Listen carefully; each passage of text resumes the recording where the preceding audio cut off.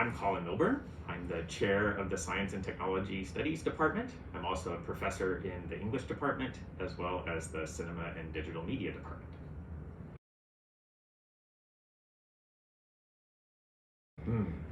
Well, my interests in the field of science and technology studies actually go back almost as far as I remember, even though it took me a long time to actually discover a career path that would enable me to make those interests into my profession. For example, as a child, I was very interested in science. I think that came from a couple of different directions. One was spending a lot of time exploring the woods where I lived. I had a particular interest in frogs, but I was also an avid fan of science fiction, which I think started when I first watched the film Star Wars in the 70s when I was a kid. And from then on, I couldn't get enough science fiction novels, movies, video games. And I think my interest in science fiction really shaped my interest in the sciences. And so when I entered university in the 90s, I decided to double major in biology as well as comparative literature because I was interested in learning about culture and media as well as continuing my interest in the sciences. And so I was doing these as kind of parallel tracks, not necessarily trying to combine them, even though in my own mind they made sense, good sense together. And I was working in a number of laboratories, part-time lab technician in a genomics laboratory, and spent my summers working in immunogenetics laboratories. And those lab experiences really helped me to see that my interests in science extended certainly at the laboratory level, but also at much broader levels. I was interested in questions of how does science affect how we think of ourselves as human beings? What's the relationship between science and society and politics? How does science impact our entire civilization? And so it was towards the end of my university studies as an undergraduate that I actually discovered the academic field of science and technology studies. Somewhat wishing I'd learned about it a little earlier, but when I discovered it, I started taking a number of classes and realized this was a field that could bring together all of my interests. I could bring together my interest in literature and science fiction, could bring together my interest in history, as well as all the sciences, and show how they interact together at a broad social level.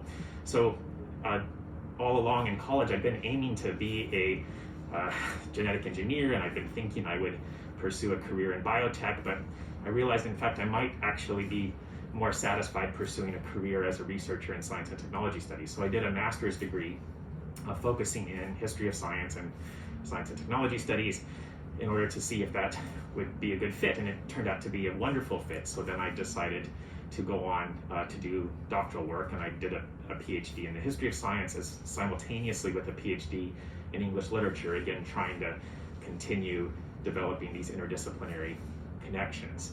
And that's how I ended up training in these different fields.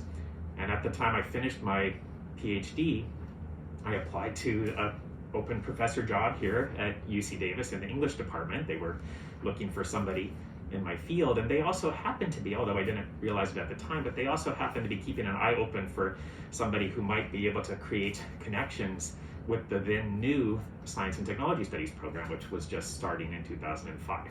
So it turned out to be a wonderful fit, and they offered me the position, and I was so delighted to accept, because since arriving here at UC Davis, it's turned out to be the most wonderful place for doing this kind of interdisciplinary work. The community here, the students here, the entire university really facilitates thinking broadly across the domains of the sciences, the social sciences, the humanities, and the arts.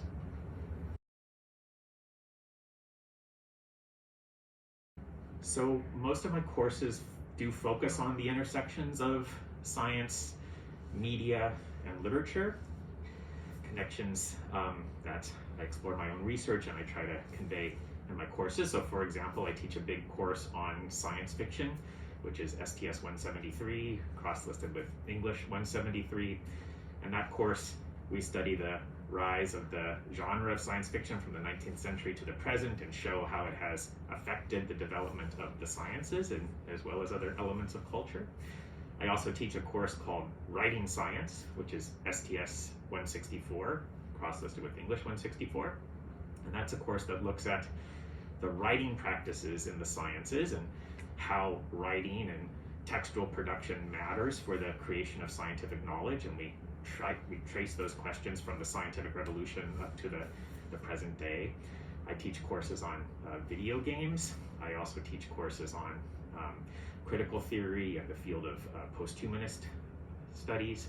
So a wide range of courses that try to explore these intersections.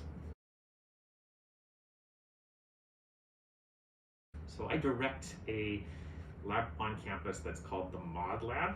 It's a digital humanities and experimental humanities lab.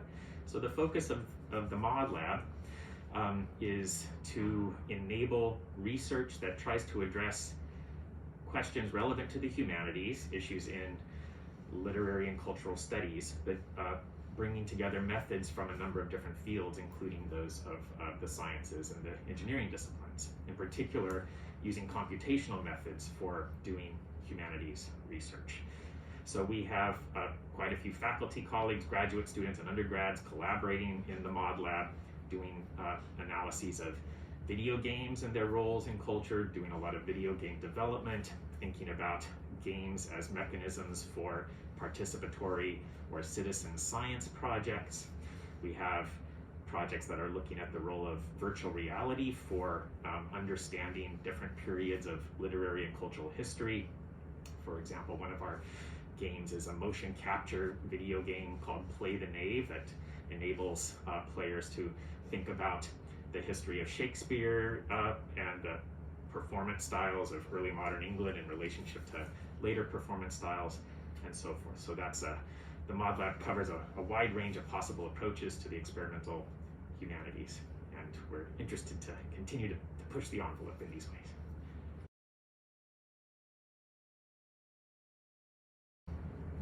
My advice would be explore widely, experiment boldly, challenge yourself to learn about topics and fields of knowledge that you didn't know about and maybe didn't even hear about.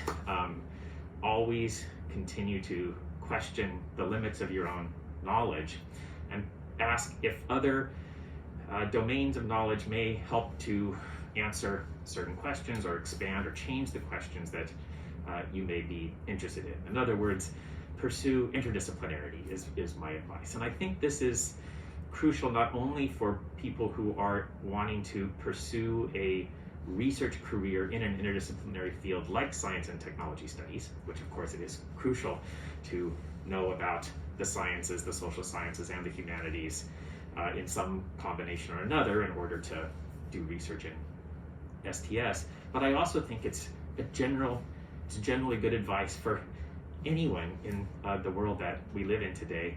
It enables you to have a wide-ranging, broad foundation for exploring any number of possible careers and rising to the challenges of the world that we inhabit today.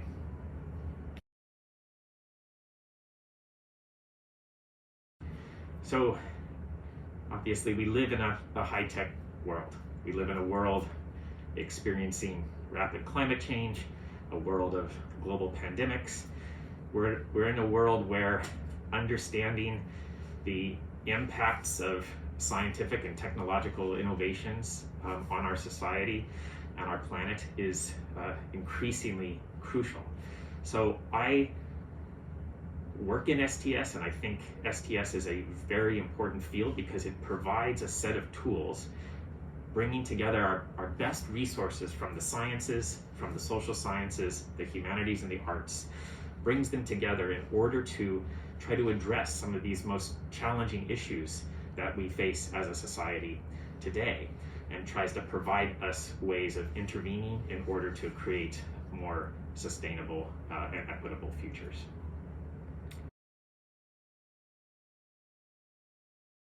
So as I may have mentioned, I am a huge science fiction fan, so I spend a lot of my time not only reading science fiction novels and watching movies and playing science fiction video games, but I also collect rare science fiction books, and so I spend time going to used bookstores and fan conventions. So a lot of my hobby time is spent in pursuing these kind of science fiction fandom issues. But I also have a range of other hobbies, such as in the wintertime, I am a downhill skier, and certainly here in Davis, I spend a lot of time going out, certainly in pre-pandemic times, and hopefully in the aftermath, going out to dinner with friends and family, and trying to enjoy some social time together. We have many wonderful food options in Davis. Perhaps my favorite go-to place is Cafe Bernardo. I do spend a lot of time there, love it. A more recent discovery that I quite enjoy is the Burger Patch, which is a fast food place that is distinguished by serving exclusively vegan and vegetarian fast food, and I think it's wonderful. Thank you so much.